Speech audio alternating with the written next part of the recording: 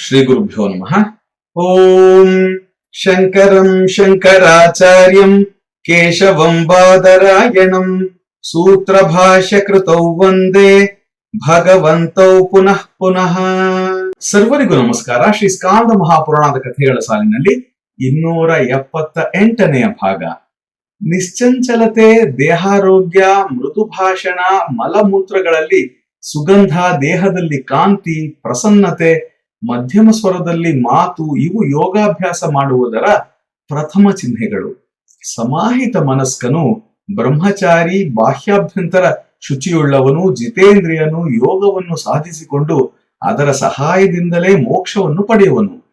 ಪರಬ್ರಹ್ಮ ವಸ್ತುವಿನಲ್ಲಿ ಚಿತ್ತವು ಲೀನವಾಗಿರುವವನ ಕುಲವು ಪವಿತ್ರ, ತಾಯಿಯು ಕೃತಕೃತ್ಯಳು, ಭೂದೇವಿಯೂ ಪುನಿತಳಾಗುವಳು. ಅರ್ಜುನ, ಪೂರ್ಣ ಯೋಗ ರಹಸ್ಯವನ್ನು ನಿನಗೆ ಹೇಳಿರುವೆನು. ಗೌತಮ ಮಹರ್ಷಿಯು ಈ ವಿಧವಾದ ಯೋಗವನ್ನು ಸಾಧಿಸಿ ಗೌತಮೇಶ್ವರ ಲಿಂಗವನ್ನು ಸ್ಥಾಪಿಸಿದನು. ಆಶ್ವಯುಜ ಮಾಸದ ಕೃಷ್ಣ ಚತುರ್ದಶಿಯ ರಾತ್ರಿಯಲ್ಲಿ ಅಹಲ್ಯ ಸರೋವರದಲ್ಲಿ ಮಿಂದು ಪಂಚಾಮೃತ ರುದ್ರಾಭಿಷೇಕ ಮಾಡಿ ಈ ಲಿಂಗವನ್ನು ಅರ್ಚಿಸಿದವನ ಪಾಪಗಳೆಲ್ಲವೂ ನಾಶವಾಗಿ ಪುಣ್ಯಲೋಕವನ್ನು ಸೇರುವನು. ಹೀಗೆಂದು ನಾರದರು ಗೌತಮ ಚರಿತ್ರೆ ಮತ್ತು ಗೌತಮೇಶ್ವರ ಮಹಾತ್ಮೆಯನ್ನು ವಿವರಿಸಿ ಇನ್ನು ಮುಂದೆ ಬ್ರಹ್ಮೇಶ್ವರ ಲಿಂಗದ ಮಹಿಮೆಯನ್ನು ಹೇಳುತ್ತೇನೆಂದರು. ಬ್ರಹ್ಮದೇವನು ಈ ಜಗತ್ತನ್ನು ಸೃಷ್ಟಿ ಮಾಡಲು ಶಿವಾನುಗ್ರಹ ಪಡೆಯಲೆಂದು 1500 ವರ್ಷಗಳ ಕಾಲ ದೀರ್ಘವಾದ ತಪಸ್ಸನ್ನು ಮಾಡಿದ್ದನು. ತಪಸ್ಸಿನಿಂದ ಸಂತುಷ್ಟನಾದ ಈಶ್ವರನು ಬ್ರಹ್ಮನಿಗೆ ಅಭೀಪ್ಸಿತ ವರವನ್ನು ಕೊಟ್ಟನು.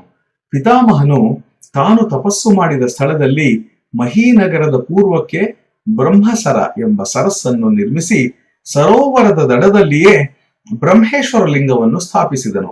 ಈ ಲಿಂಗದಲ್ಲಿ ಮಹೇಶ್ವರನು ಸಾಕ್ಷಾತ್ತಾಗಿ ಯಾವಾಗಲೂ ನೆಲೆಸಿರುವನು. ಈ ಕ್ಷೇತ್ರವು ಪುಷ್ಕರ ಕ್ಷೇತ್ರಕ್ಕಿಂತಲೂ ಹೆಚ್ಚಿನದು. ಇಲ್ಲಿ ಭಕ್ತರು ಪಿಂಡದಾನಾದಿಗಳನ್ನು ಮಾಡಲೇಬೇಕು.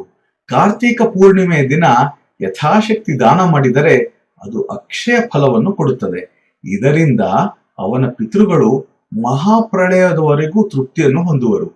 ಪುಷ್ಕರ ಕ್ಷೇತ್ರದಲ್ಲಿ ಸೂರ್ಯಗ್ರಹಣ ಕಾಲದಲ್ಲಿ, ಕುರುಕ್ಷೇತ್ರದಲ್ಲಿ ಗಂಗಾದಿ ತೀರ್ಥಗಳಲ್ಲಿ ಸ್ನಾನ, ತೀರ್ಥದೇವತೆಯ ಆರಾಧನೆ ಮಾಡುವುದರಿಂದ ಯಾವ ಪುಣ್ಯ ಉತ್ತಮ ಫಲ ಪ್ರಾಪ್ತಿಯಾಗುವುದೋ ಅವುಗಳೆಲ್ಲವೂ ಬ್ರಹ್ಮಸರದಲ್ಲಿ ಸ್ನಾನ, ಬ್ರಹ್ಮೇಶ್ವರ ಲಿಂಗವನ್ನು ಪೂಜಿಸುವುದರಿಂದ ಮನುಷ್ಯನಿಗೆ ಸುಲಭವಾಗಿ ಸಿಗುತ್ತದೆ.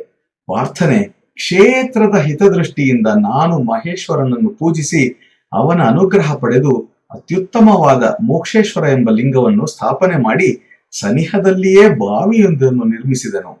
ಬ್ರಹ್ಮನನ್ನು ಪ್ರಸನ್ನೀಕರಿಸಿಕೊಂಡು ಅವನ ಕಮಂಡಲುವಿನಿಂದ ಸರಸ್ವತಿಯನ್ನು ಇಲ್ಲಿಗೆ ಕರೆತಂದು ಆ ಬಾವಿಯಲ್ಲಿ ತುಂಬಿದನು. ಲೋಕ ನಿವಾಸಿಗಳ ಪ್ರೇತ ವಿಮುಕ್ತಿಗಾಗಿ ಕಾರ್ತೀಕ ಕೃಷ್ಣ ಚತುರ್ದಶಿಯ ದಿನ ಈ ಬಾವಿಯಲ್ಲಿ ಸ್ನಾನ ಮಾಡಿ ಮೋಕ್ಷೇಶ್ವರನನ್ನು ಪೂಜಿಸಿ ಪ್ರೇತಗಳನ್ನು ಉದ್ದೇಶಿಸಿ ತಿಲಪಿಂಡ ಪ್ರದಾನ ಮಾಡಿದರೆ ಅವನ ಪಿತೃಗಳು ಪ್ರೇತ ರೂಪದಿಂದ ಮುಕ್ತಿ ಹೊಂದಿ ಪಿತೃಲೋಕವನ್ನು ಹೊಂದುವರು. ಜಯಾದಿತ್ಯ ಕೂಪದಲ್ಲಿ ಸ್ನಾನ ಮಾಡಿ ಗರ್ಭೇಶ್ವರನನ್ನು ಭಕ್ತಿಯಿಂದ ಆರಾಧಿಸಿದವರಿಗೆ ಪುನರ್ಜನ್ಮವೇ ಇಲ್ಲ. ಹೀಗೆಂದು ಅರ್ಜುನನಿಗೆ ನಾರದನು ಹೇಳಿದನು. ಬಂಧುಗಳೇ, ಇದರ ಮುಂದಿನ ಭಾಗವನ್ನು ನಾಳೆ ಶ್ರವಣ ಮಾಡೋಣ. ಸರ್ವರಿಗೂ ಒಳಿತಾಗಲಿ. ಎಲ್ಲರಿಗೂ ನಮಸ್ಕಾರ.